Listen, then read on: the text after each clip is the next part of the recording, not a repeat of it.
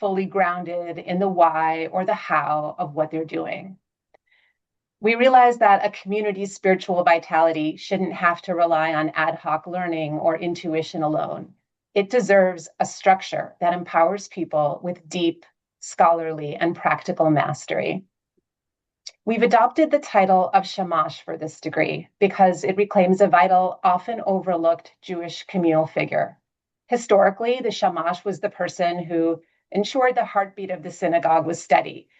They not only managed daily operations and cared for physical space, but they also bridged the gap between clergy and the congregation. And of course, the term Shamash also references the candle that lights all the others on the Hanukkah. It enables those lights to shine. What this should tell you is that this program isn't just about learning content, it's about training you to be a Shamash, a steward of the sacred. It's about elevating the person who guides the minyan so that they aren't just leading a service, but are building a sacred community.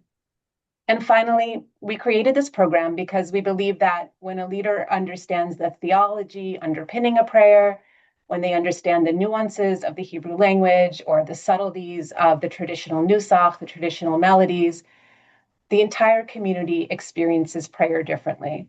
This degree is really JTS's way of saying, we see your dedication. We want to give you the tools to take that dedication to the next level.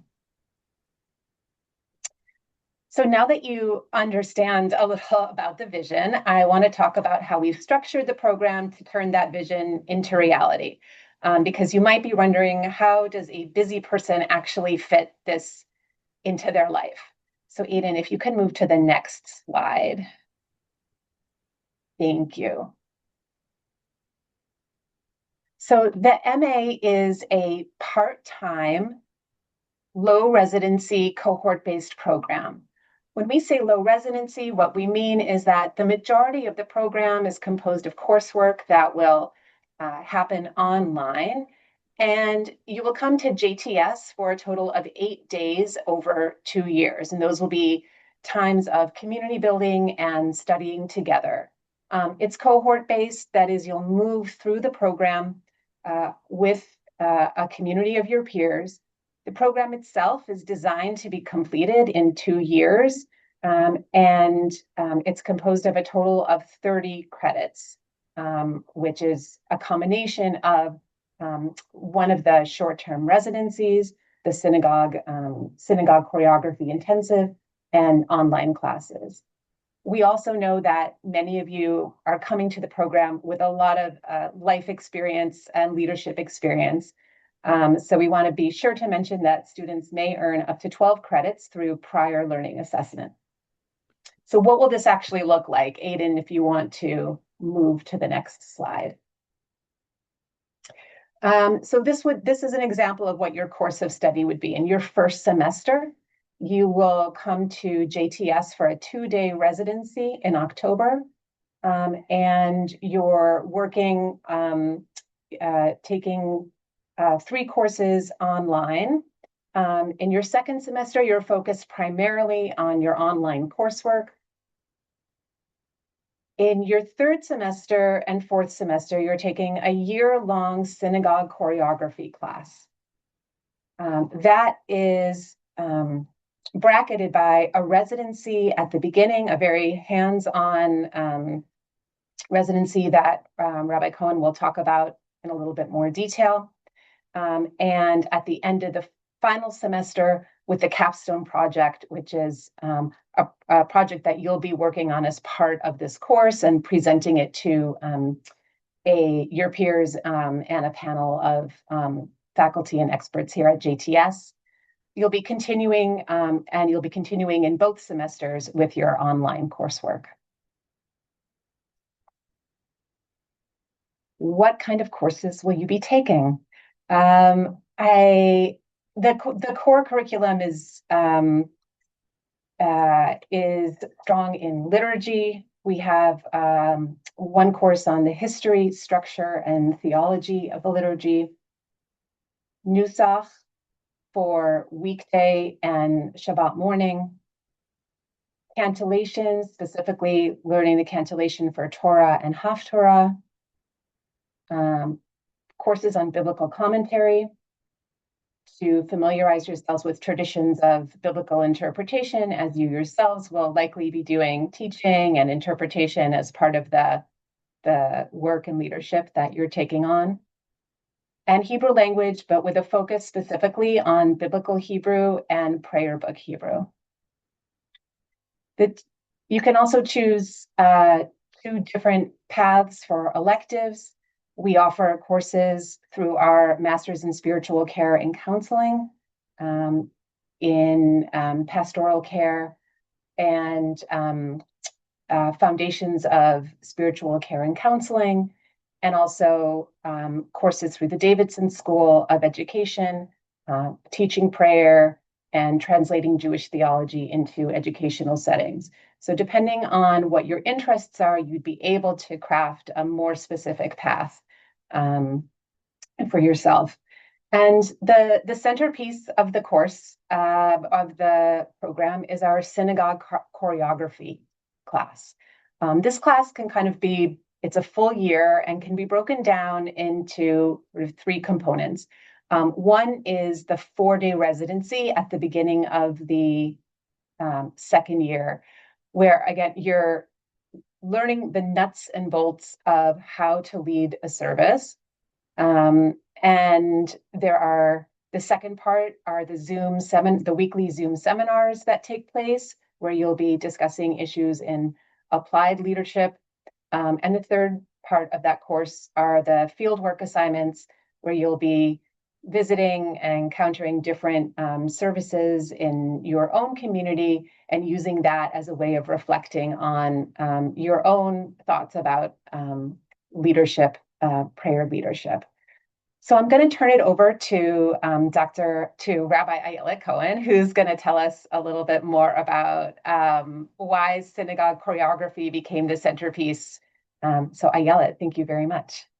Hi, everybody. We're so delighted that you're all here with us tonight. And I just love looking at all of the places that you're calling in from, all over the country, large communities, small communities. And that is exactly what we hoped would happen when we thought about this program. I wish we had time to get to hear some of your stories and what communities you're part of and what your interests are. We imagine that most of you are on this call because you are already active members of your Jewish communities in various ways. And as Elisa said, one of the centerpieces of this program is this in-person residency, which is really, really focused on the hands-on skills for service leadership and synagogue choreography. All of us who are regular synagogue goers kind of are aware of how things go and how things run. When we actually find ourselves in the position of being on the bima and helping to facilitate a service, we suddenly become aware of how many different moving pieces there are, how many decisions need to be made, how many different factors there are, from the structure and mechanics of weekday or Shabbat services, the details of the procedures of Torah and Haftorah readings, including unusual cases, how many Torahs we need for special occasions, where the special maftir aliyot come from, what the readings are for fast days or other special occasions, how to manage moments that come up, people who have a simcha that they want to mark or are bench and gomel, marking coming through a life-threatening or harrowing experience, and needing to be kind of shepherded through those moments in real time as the service is unfolding. Questions like calculating times for prayer, what to do when things don't go as expected. You had exactly 10 people in the room and someone walks out to go to the restroom exactly when you need to do something that requires a minyan. All of the pieces of how to hand out honors and how to actually do the different pieces, how to guide someone through taking an aliyah if they've never done that before, how to not be afraid of a hagba if you've never done that before, how to manage the transitional moments in a service in a way that's efficient so that we don't lose time there, but also helps people know what's going on.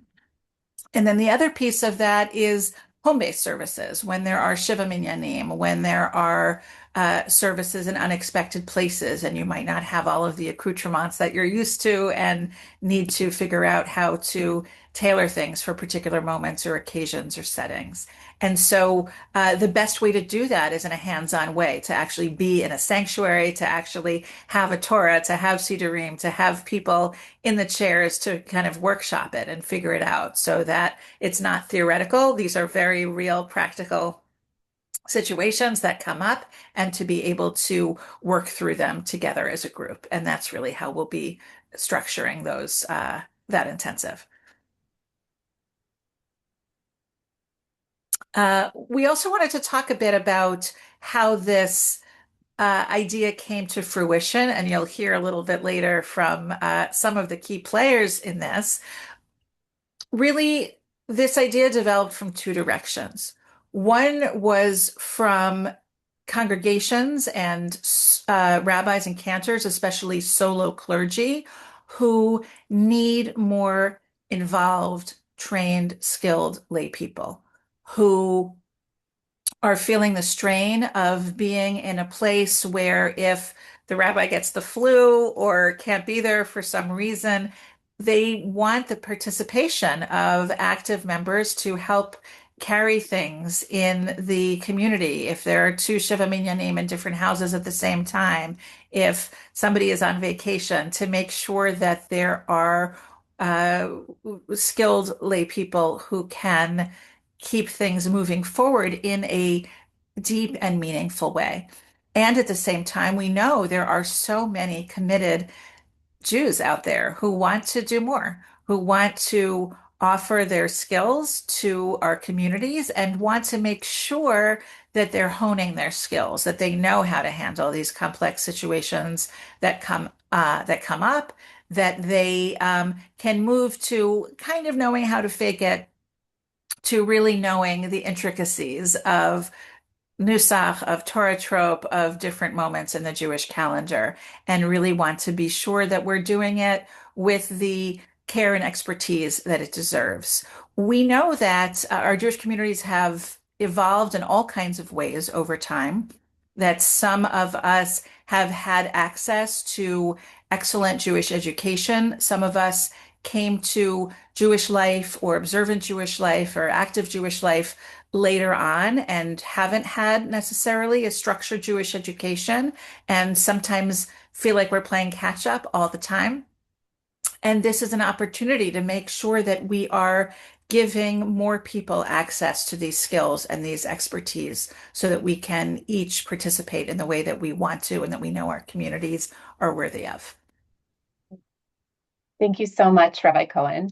We're now going to hear from Dr. Lisa Springer, who is going to tell us a little bit about the cohort model and why it's significant. Great. Thank you, Elisa, and thank you, Ayelet. So I just want to join everyone in welcoming all of you to this event. It's, after you spend a long time in discussion talking about imagining a program and then you see people, it just makes it all start to feel much less theoretical. See potential students. So it's really exciting to see all of you, to see where you're from. And the diversity is also incredibly exciting. So I'm the Dean of the Division of Lifelong and Professional Studies, and I want to just spend 1 minute just talking briefly about those two words and how important they are. Lifelong, we are really, really committed to lifelong, meaning we have teen programs, we have adult programs, and again, back to the notion of diversity. In the programs we've created, we have people who are at many, many different stages of their careers and lives, and that's incredibly important for the learning that takes place. And then the professional piece is about learning skills that you can apply in the world to make a difference. So those are the two components. And since this division launched, we have started the Master's in Spiritual Care and Counseling for people who want to be chaplains, the Master's of Fine Arts in Creative Writing, which launched last year, and now this is our third degree. So very exciting. Um, when you see the various things that Elisa was telling us about, just know that everything that we've done has been very intentional in order to create a very close-knit community. So the cohort model is extremely important. You will go through the program not in every class, not in the electives, but in other classes, you will stay with your cohort from the beginning until the end. And that develops a very close-knit community, partially because you are studying meaningful content that you care about. It's very intimate. And you're meeting online in real time. I know people think that sounds like it isn't so close, but in with a small group of students, communicating with each other in groups, doing a lot of different work together. And then the residencies are also super important when you come to campus and you're away from everything in your life. And it's incredible how much intense learning and connection can happen in the 2 days or the 4 days, and then the final 2 days when you're doing your capstone presentation. So, and you who are invested in creating community, you know the power of community. I just want to speak really briefly about my own experience in low residency programs. I have a Master's of Fine Arts in creative writing from a low residency program, and I went to a low residency doctoral program. And my best friend in the world is from my MFA, and my other best friend is from my doctoral program. So people really do develop really close connections. The other thing I just want to briefly mention, it's not on here, but anyone who joins this first group is part of the inaugural cohort. And there's something very special about creating something, being in the first group. In my program at NYU, my doctoral program, I was in the inaugural cohort, and we named ourselves, and this is going to sound silly, but we named ourselves Cohort 1, WON. And then, of course, cohort two came along and they named themselves second to none. And then cohort three came along and they named themselves three is the charm. And I'm just saying this to show how, your cohort has an identity, you care about being together, and you are potentially competitive with each other. But that is all really good. And again, when we get to the questions part, you can see if you have any questions about all of that.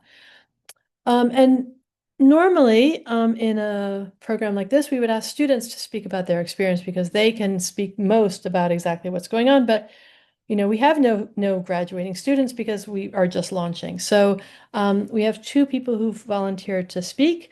The first person is Stephen Sheck, and I will introduce him to you.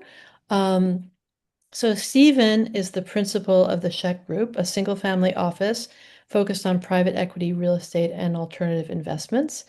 He's also deeply committed to Jewish communal leadership, currently serving as chair of the Miami Jewish Community Relations Council and as Florida Region Vice Chair of the Anti-Defamation League.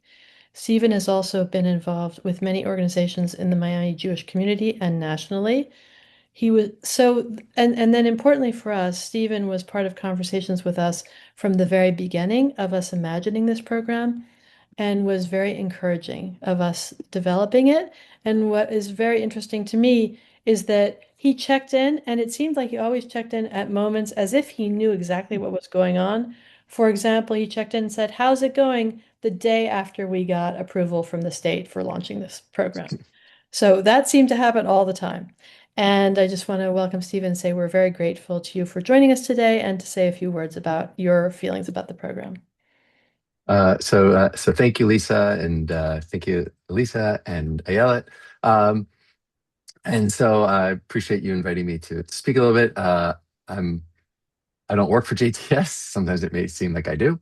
And just to kind of give you a background on how this thing kind of this whole thing started, it all started with my Rabbi Mario Roisman. I lived down here in Miami. And for 10 years, I've been the gabbai of my synagogue. I've always gone to education classes and tried to learn more. I'm past president of my synagogue. And at the time, he asked me first of all, he asked how my Spanish was. My mom's Cuban, so my Spanish is decent. And I'm like, it's not good enough for me to learn or do anything. He goes, because I think you should become a rabbi. And so fast forward, that started me on this train, and it led me to Ayelet, because I was on the board of USCJ, which is the conservative movement, United Synagogue of Conservative Judaism. And I went to Ayala and I'm like, well, the seminario in Argentina is doing this online ordination program. Shouldn't we be doing this at JTS? And so that started with Ayala, and we started having conversations. Um, and then she passed me off to Elisa and Lisa. And and in essence, it was more about, it wasn't really a goal for me. I didn't necessarily need to become a rabbi, but I just wanted to learn more. I wanted to do more at my synagogue, and for wherever this little journey takes me. Um, and so it seemed, after several phone calls and Zoom calls, and this is kind of going on 2 years, and a few lunches in New York, um, they came up with this master's in ritual leadership, which, from being on the board of USCJ, I know there's a shortage of rabbis uh, around the country. Our movement needs this, and so I'm so glad that JTS finally created this. I joked with, I think, Elisa and Lisa's the last lunch that we had in New York. It seemed like they're creating this program, so I stopped bothering them. And so, for whatever reason, wherever we created it, I think there's amazing things. So I look forward to hopefully being part of cohort one, WON. And, and I'm very excited. It's just as Lisa said, to see this many people who are interested in this. Um, and I think it's just a great thing, not just for the people who are going to be involved, but also for, I can speak for the conservative movement, but for any movement. uh, our movement needs this. We need people who can help. Synagogues around the country don't have rabbis and need people to come help. And I think this is the start of solving part of that problem. So I appreciate you all inviting me to speak today. And I'm so thankful that JTS, it's a long time coming, but we finally made it. And I look forward to hopefully starting in the fall. Thank you so much, Stephen. And now I think Phil Pizzo is here. Great. So Phil Pizzo, I'm going to introduce you. Thank you so much for coming and joining us. So Phil, just to tell you again, we don't have any current students, but Phil is a student in our spiritual care and counseling master's program and part of the inaugural cohort of that program. So Dr. Phil Pizzo, MD, was the David and Susan Hackerman Professor and founding director of the Stanford Distinguished Careers Institute. This institute inspires accomplished individuals to thrive in their next chapter by providing opportunities to discover, connect, and contribute through engagement within Stanford's diverse academic community. So, one very important thing to Phil has always been people sort of reinventing themselves and pursuing new avenues. Prior to that, Dr. Pizzo served as dean of the Stanford School of Medicine from 2001 to 2012, where he was also the Carl and Elizabeth Neumann Professor of Pediatrics and of Microbiology and Immunology. He's currently working towards rabbinic ordination at the Academy for Jewish Religion in California, while simultaneously, he's a bit of an overachiever, pursuing a master's in spiritual care and counseling at JTS. So, Phil, if you could just give us some words about being in a program and what it's like and etc. Thank you very much. Well, it's a privilege to be with you today as not a student in this program, but as a very grateful student to JTS in the inaugural program of spiritual care and counseling. And I just want to affirm what others have said. My experience has been really one of nurturing and of community. Even though all of this is happening virtually, I feel very close to the other members of my class who've been with me since we started the program in 2004, and continuing through the spring. You will see on my desk here is my capstone project as I'm getting ready to complete the program, and it's been deeply meaningful. One of the questions that came up to me, and as I look at the group, I see it's very, very diverse. And as you can see, I'm kind of at the distal end of the age spectrum where this is really about the journey rather than the destination. What is it like as you get older to have to process and deal with lots of information? And of course, we're all different in this regard. But I would say it's terrific. It's wonderful. It's great to be able to learn and to move on to different tasks, even though all the coursework that I've taken has been challenging and appropriately demanding. It's been deeply meaningful as well. So I would just concur with what's already been said. I think the JTS does an incredibly good job in bringing people together, making you feel like you're part of a community, providing rigorous but also manageable coursework to process and deal with, and creating a community that is deeply powerful and meaningful as well. So thank you for asking me to be here today, and I wish you well. I looked at this program when it came up and I thought, wow, is that something else to add to the repertoire of new things to do? And who knows, maybe it will be. Great. Thank you so much, Phil. Thank you. You're on mute, Elisa. Now that you've heard about the program, and you're probably wondering, how do I apply? What's that process like? So we're going to hear from Rabbi Annie Lewis, who's going to take us through the application process. It's great to be with everyone tonight, and so exciting that folks are joining us from New Hampshire and Indiana and California and Florida and lots of New Yorkers as well. So good to see everybody here. My name is Annie Lewis. I work in admissions for our rabbinical school and cantorial school and other programs of religious and educational leadership. And it's been really exciting to watch this program grow and launch, and excited to share some information about what the application process looks like. So we have a portal that we use for admissions for all of our different programs at JTS.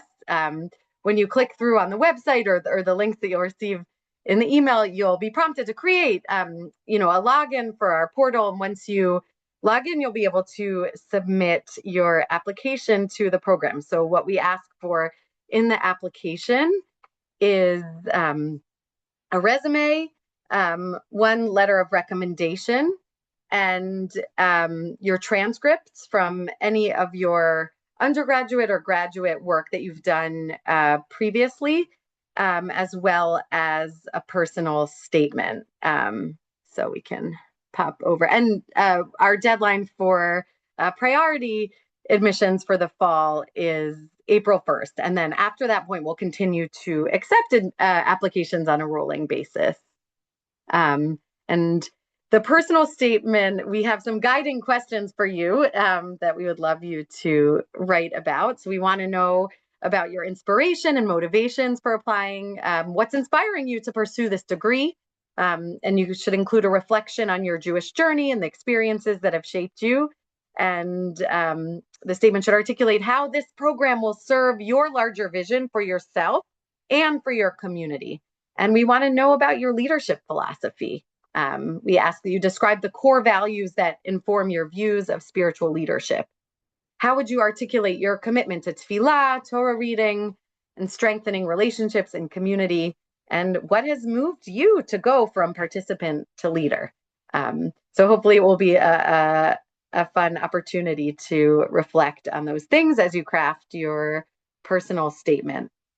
And we have some limited financial aid available.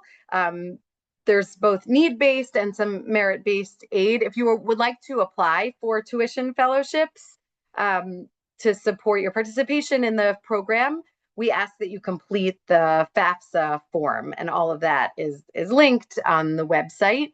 The rate for the program, it's priced per credit for tuition. So each credit is $1,810. So it's going to the cost of the program will look different for different people based on the pace of how many classes you're taking at once, how many credits you're receiving for other professional experiences and relevant academic work you've done in the past.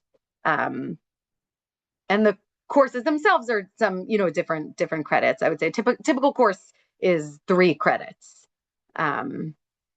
So that is just a little bit about the application and the financial aid, but you pay tuition for the amount that you take, in a given semester. And as Elisa mentioned earlier, it'll take there's flexibility in the amount of time that you need to complete the program. That's right. So while we've designed the program that it can be completed within 2 years, we also understand that individuals, have different circumstances, and we're willing to have one-on-one conversations to really make sure that the program pace is right for you. So thank you very much, Annie. We now have some time for questions. So please feel free to ask about the courses, the content. We're very happy to share with you more information about the program. Tell us what we should have talked about but didn't.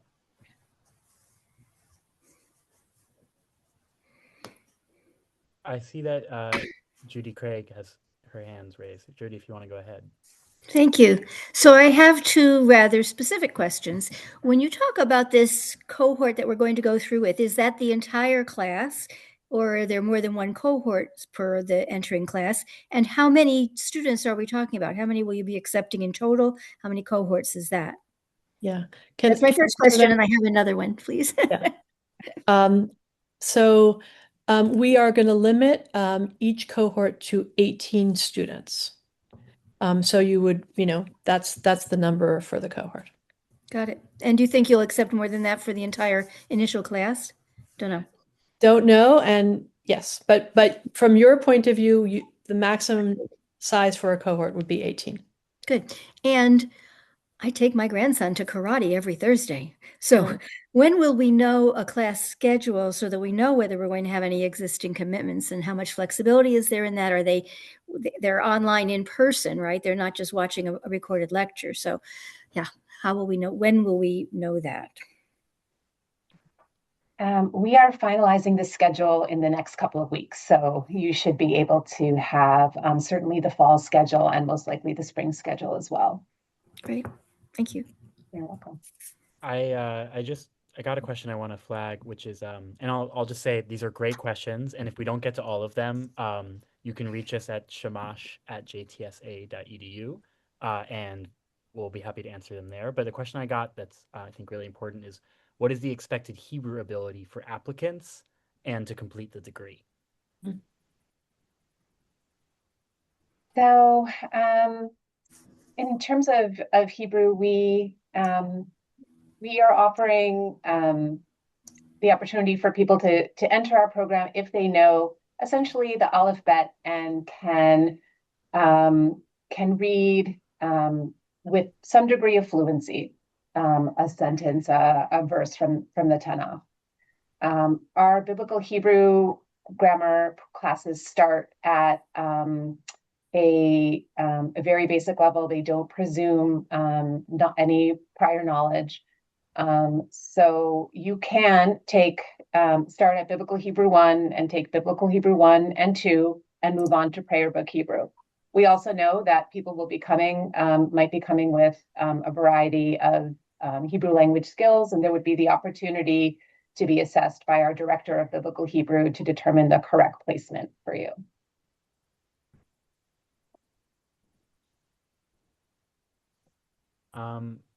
Mark, would you like to ask a question? Yes, hi. I had a few questions, but let's start with, do you know who will be teaching these courses? Yes, so the faculty will be a combination of current JTS faculty members and adjuncts many of whom are experts in the fields, practitioners as cantors or shlichei tzibur, and will be developing and teaching courses for us. So we'll depend on the course, but it will be a combination. But you don't have any names at this point? Let's see. We do have names. I mean, We do have names. I'm trying to think of who is teaching. I'm kind of blanking now on who's teaching. We have Dr. David Moster, who will be teaching the biblical Hebrew classes. We have Dr. Miriam Meir, who will be teaching the prayer book Hebrew classes. Dr. Robert Harris, who will be teaching the biblical commentary class. And the synagogue choreography.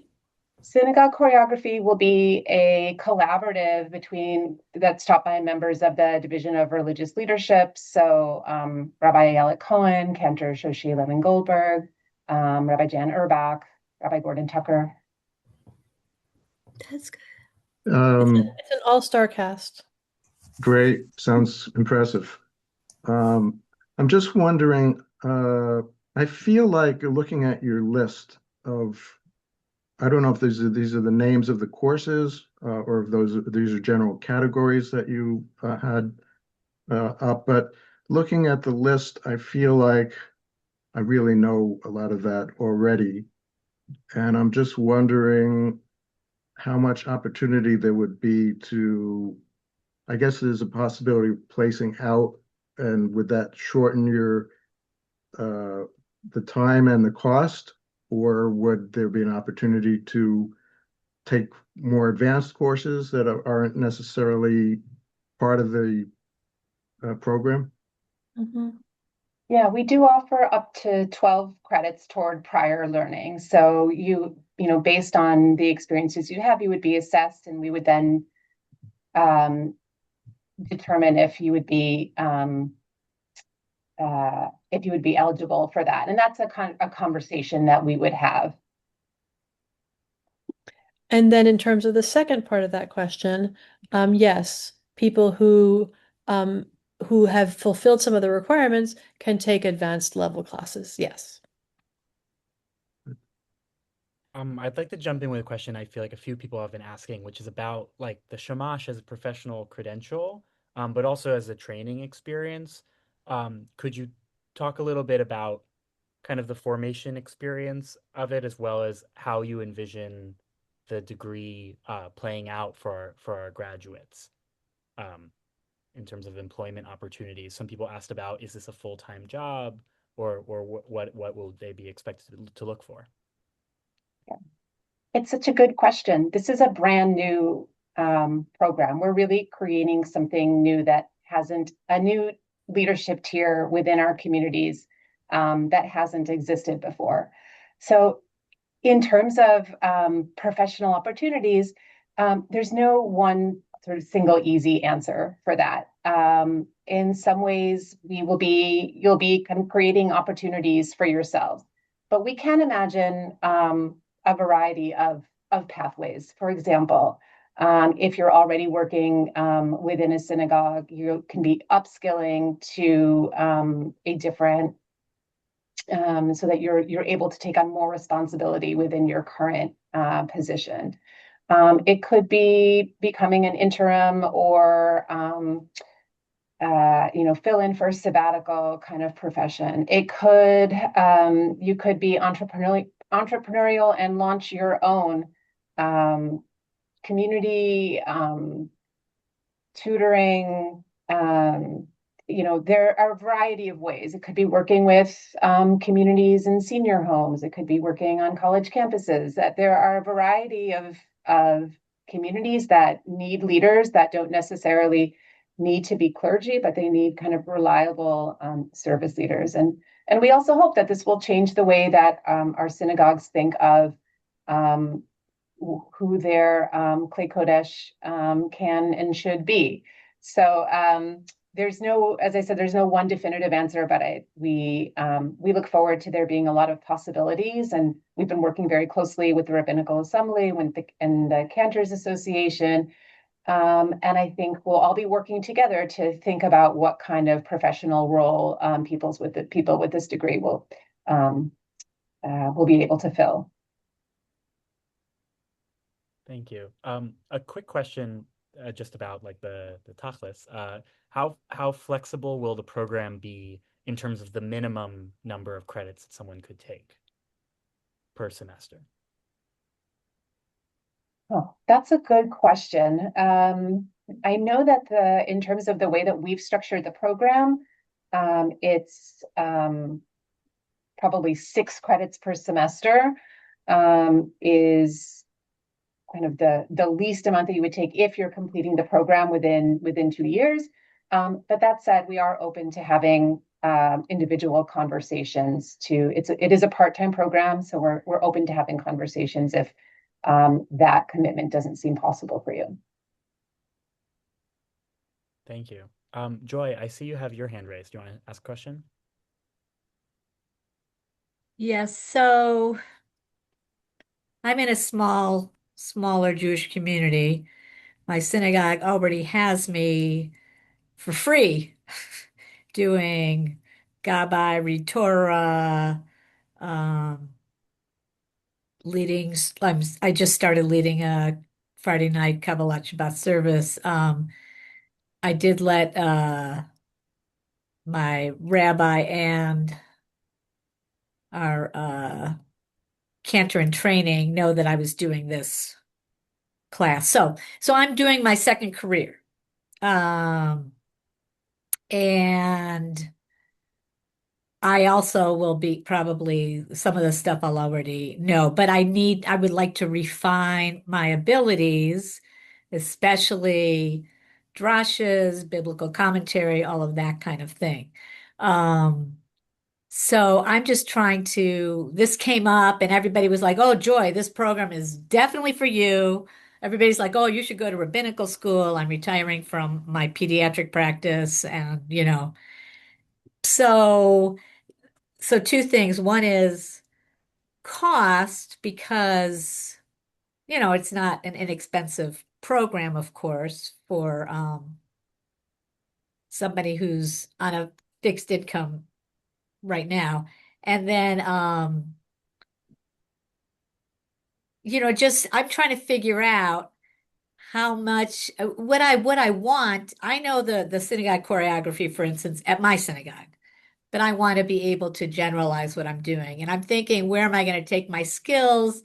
May not Tucson may not want to pay me to do these skills. I may need to go elsewhere for them. So that's kind of a lot of thinking that I have. But meanwhile, I just want to say everybody's like, I've had so many emails like, Joy, this program is for you. You need to do this because I'm already kind of doing it. So I guess I'll need to figure out how to convince somebody to pay me for what I'm doing.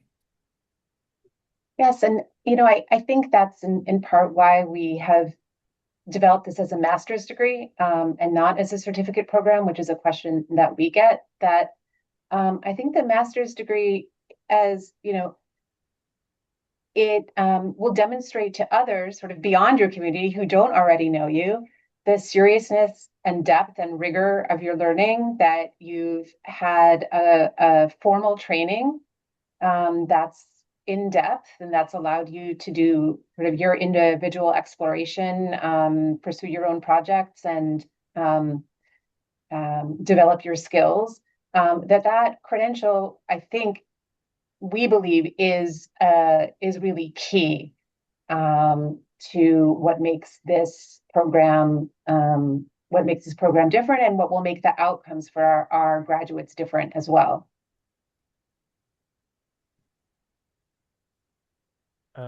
Stephen, I see you have your hand raised. You want to ask a question? Sure. And Joy, just to address, I think Joy, you and I are in the same boat. Everyone sees this, like, I'm already leading the services. I'm already doing a lot of things. I kind of like the idea that this is, everyone always asking, like, Stephen, you're going to become a rabbi. I'm like, I don't care. Like, I don't really care where the goal is. I like the idea that it's a journey that I don't know where it is that it's taking me, right? Like, people have been bringing up, like, hey, you can go work at a Jewish summer camp. You could go work in Sheboygan, Wisconsin, because they don't have a synagogue. I don't even know if there's a rabbi in Sheboygan, but it's just a fun city to say. And so I thought it was interesting. But I guess my question is um, I guess how many hours per week, right? So is it the same type of thing where it's if it's a 6 hour, if 6 hours, is that 6 hours of class per week, and then just looking at the demographic of this group, I'm sure many of us haven't done homework in a while. Like, how much time is that? I think there's a couple people in here from the JTS Biblical Hebrew class, and like we have homework every week, and we do it, and it's fun. But I ca- since some of us are kind of removed from our last time we took classes, you give us an idea of how much time do you expect this to take from coursework and from homework and studying and grades? And I don't know the last time I've been given a grade in anything. Sure. So yes, if you're taking 6 credits in a semester, that is the equivalent to close to 6 hours of time in class, and then anywhere between sort of maybe 10 to 15 hours of work like outside of class for the three, if you're taking, say, 3 courses. But in terms of homework and what that means, I mean, the classes are, each class is really different. So some classes, the homework is going to be preparing a section of verses from the Torah. For another class, it's going to be reading and responding to something. So it's what that time commitment is going to be like, and what skills you're going to be utilizing is going to really depend on which class you're taking. And then what about the like grades and assignments? And I because the only JTS class I know now is our biblical Hebrew class, which I see Gail and someone else is there. And Yeah. we kind of we don't really get graded, but we every week, David Moster, who will teach in this program, he calls on you. And if you don't have the answer, then you feel like you didn't do your homework, but we all kind of do the homework. But I assume that's not how this is going to be. I assume there's grades and papers and things like that. Is that a fair assessment? Yes, so there are assessments, and you will be graded. And JTS uses a course management system called Canvas, and you would be trained in how to use that and uploading your assignments, whether it's a written response paper, or reflection, or a video or a audio recording of something that you've practiced. You'll be uploading those, and you'll be assessed based on that, and given a grade. I've gotten a few questions about kind of what more specifics about the training. There's a question about high holiday leadership and about kind of the different things we're training students to be able to do and lead. And I also think many people have spoken who maybe are in synagogues related to the conservative movement, but our program, I'm curious about how our program sees its relationship to the conservative movement, but also opportunities for students who maybe are not connected to conservative communities, but are doing Jewish prayer leadership. Okay, sure. So in terms of training, specifically with regard to Nusach, we will be studying focusing on the weekday Mincha and Maariv. Again, this is part of another core focus of our program, which is to help facilitating in Shiva Minyanim and home services. So weekday Mincha Maariv and Shabbat morning Pesukei de Zimra and Shacharit are going to be the focus of the Nusach, and then Torah and Haftorah for cancellation. In terms of the relationship to the conservative movement, we will be the primary resources that we're going to be using for our courses are the Siddur Lev Shalom, which is the conservative movement's new prayer book. But that being said, the program is open to anyone who is interested in learning these skills, and that they should just know that these are the primary texts that they'll be studying with. But we're really open to to anybody who's interested in learning these skills in particular. And just to add to that, the residency is going to be focused on gaining these skills and learning, within an egalitarian context, in a service context that uses a lot of Hebrew, but you can take those skills wherever you want to take them and apply them to whatever context is relevant for you.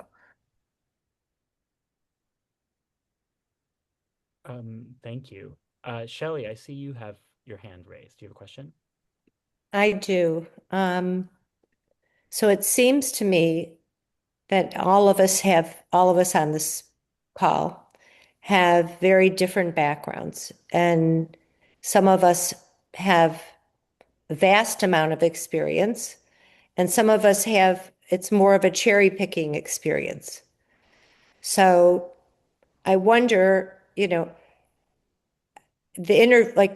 says you have an interview.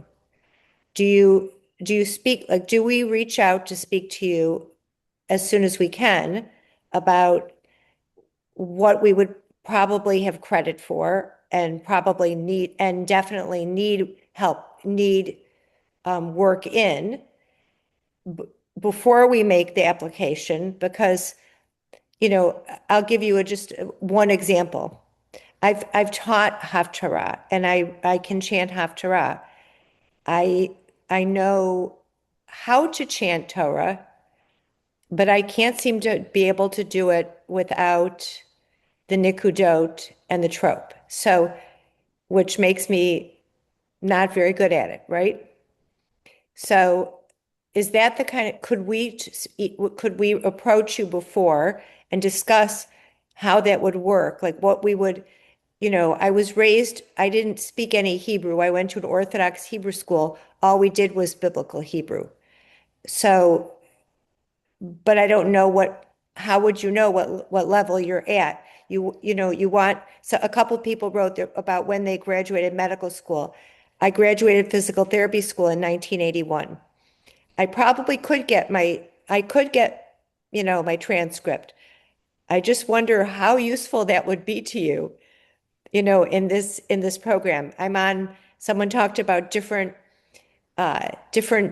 types of jobs. I'm on like my 10th. uh, I've always been into this my entire life. Even working as a physical therapist in the hospital, I was still doing these kind of things. But my knowledge, again, has been gained not through most classroom settings. So I don't know where my level is. So my question is basically, can we reach out to you as soon as possible to kind of evaluate what we're talking about? Because it seems like everyone's in a different place. Yes, absolutely. Shelley, feel free to reach out to me. You can do that by writing to the shamash@jtsa.edu email address. And we can certainly start that conversation. And then there are going to be more formal channels for evaluating the prior experience that you have. And in terms of transcripts, we also know that people have had, again, a lot of experiences, a lot of different educational experiences. Your BA transcript, fantastic. Anything else you can get us, great. But really the BA is key. But yes, for sure, reach out to us. And this is a new program, and the first cohort will kind of be defining like what the program looks like and who it's for. So we're really happy to have at this point to have as many conversations as we can.